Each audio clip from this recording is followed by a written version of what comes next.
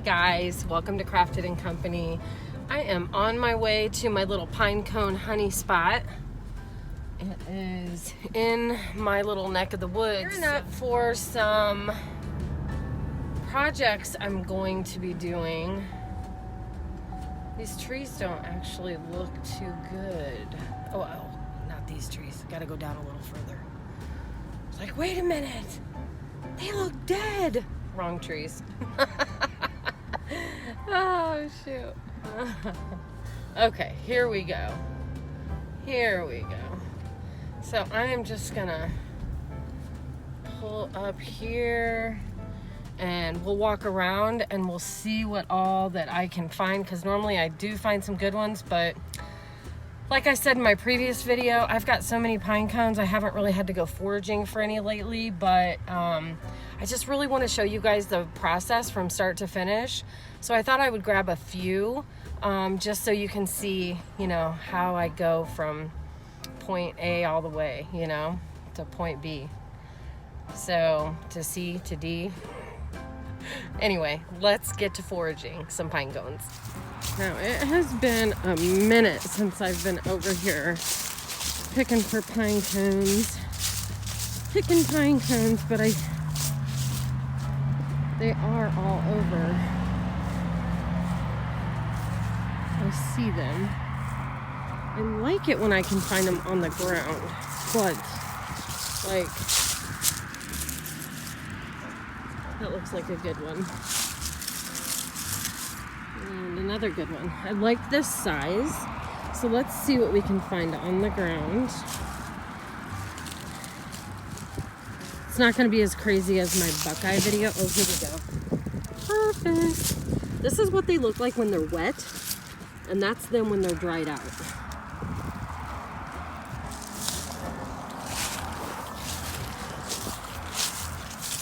So I want to look all around here before we move on to another tree. But there's a bunch up in the tree. So let's walk down here and see if I can find some more. Like I said, I don't need a ton because we have a bunch already. So, oh, that's a good one. I like those, are like the perfect size. So I am so sad. I did not prepare very well. I did not charge my phone, so it died. It died while I was foraging, but I realized all the trees that were babies like 4 years ago are all grown. They all had pine cones on them. Yeah, so amazing. So let me show you what I got. I went a little crazy. Look at these guys. These are the best ones to get for like reeds. They're harder, like evergreen reeds, not to make, well, you can use these in the acorn nut reeds too, but these are great to do this project that I'm getting ready to do and show you a technique. We'll say it's a technique I'm going to show you. So those are great, and I have so many. But first we need to get home and we need to preserve them and kill any little critters that might be inside. It's pretty cold outside, but I'm sure there are some stowed away. So that's next up. So now I am preheating my oven, and we're going to dry them out, kill any critters. So let's get started. So it's been about a week or so since I collected these, and ironically enough, they kind of started drying out in the bag because these were closed. These look like this, but I don't think these will ever open because I think they weren't ready, but we'll see. I'm gonna put them on here and just see what they do, and that one may not open either. But a lot of these had already started to, like, see this one. So I want to see if any of these will open up. we'll see what they do in the oven. And then I am going to do 3 trays of these so that I can get as many done at once. Okay, so there's 1 tray, and that's all you would need to do is just basically just fill up a cookie sheet. Some will sit up, some won't. It's okay for them to lay. They're still gonna dry out and open up. It's just really cool when you put a bunch down that look like this, and then when you open your oven, they all are open. So cool. But we'll keep an eye on these and this one, and you know, the ones that are a little more closed up, and we'll see how they open. So I'm going to preheat my oven to 250, and I think just I'm gonna keep an eye on them. You don't have to dry these out like you do acorns so much. A lot of these are already really dried out. So just long enough to kill any critters, to dry out the ones that are wet. And I also just want to add really quick is the reason why you want to put aluminum foil down on the cookie sheet is because these pine cones have sap. And that sap will get all over your cookie sheets, and it is not easy to get off. So it is good to line your pans first, because a lot of that sap, and that is another reason why you want to bake them, is to get rid of all that sap on the pine cones. So I forgot that very, very, very important detail. So anyway, okay, let's keep going.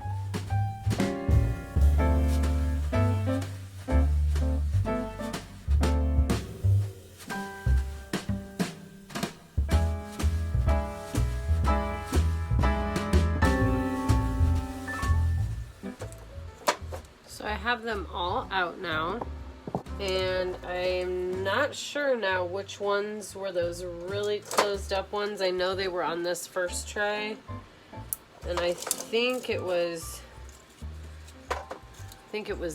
these maybe.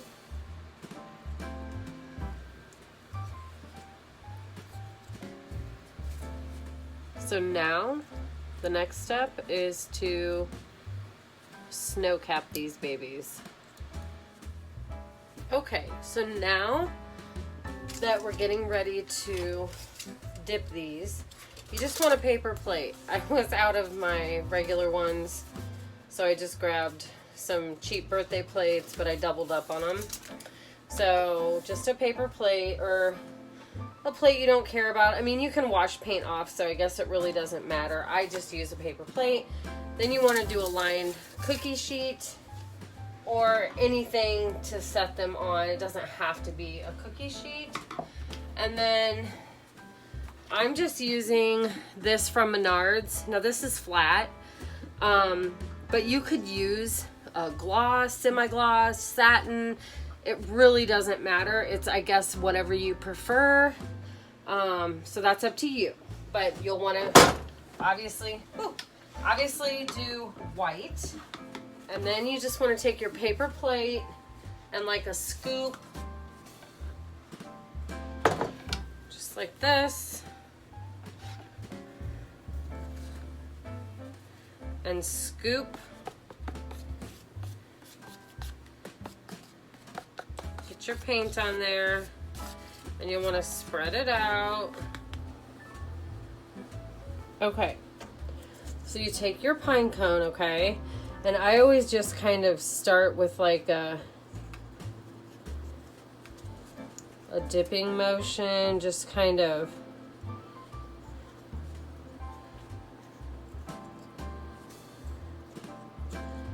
like that, okay? And then I always kind of do a little like dab on the bottom, because pine cones hang upside down, right? So they hang upside down, and so the bottoms of them are gonna get snow. But I don't go crazy, I just do a little dab. And then I do set it down on that, and ironically enough, it dries okay. So let's do that again. So kind of just start with the rolling motion. Just get all your tips in the paint like that.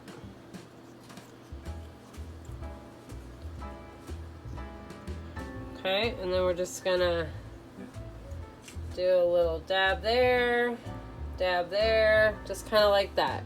Nothing crazy.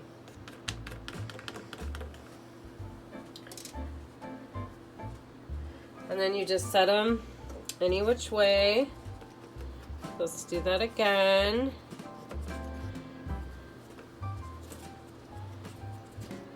So you just want to do the rolling motion. You guys, these are so beautiful, like sitting in your tree. And you just shove them in your tree. You don't hang them. I just tuck them in, nestle them in between branches, and it's absolutely gorgeous. It just adds so much. And then the way the lights hit them, oh, so beautiful.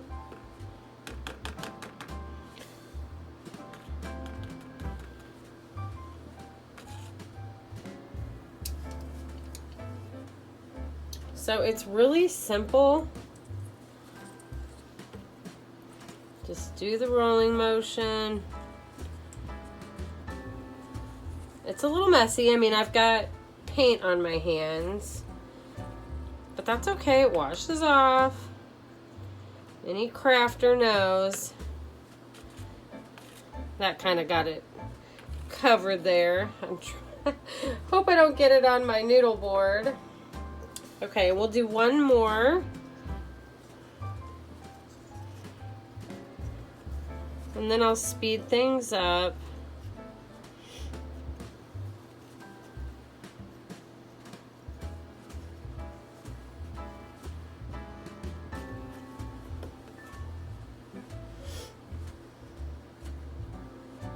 Okay. A little dab there. A little dab there.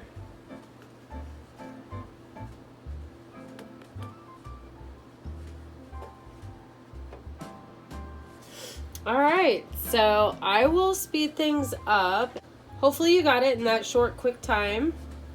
And it's super easy, and they're so beautiful, and you will just enjoy them for years to come, because I have these that I've literally done years ago, and they still look just as good as the day I painted them.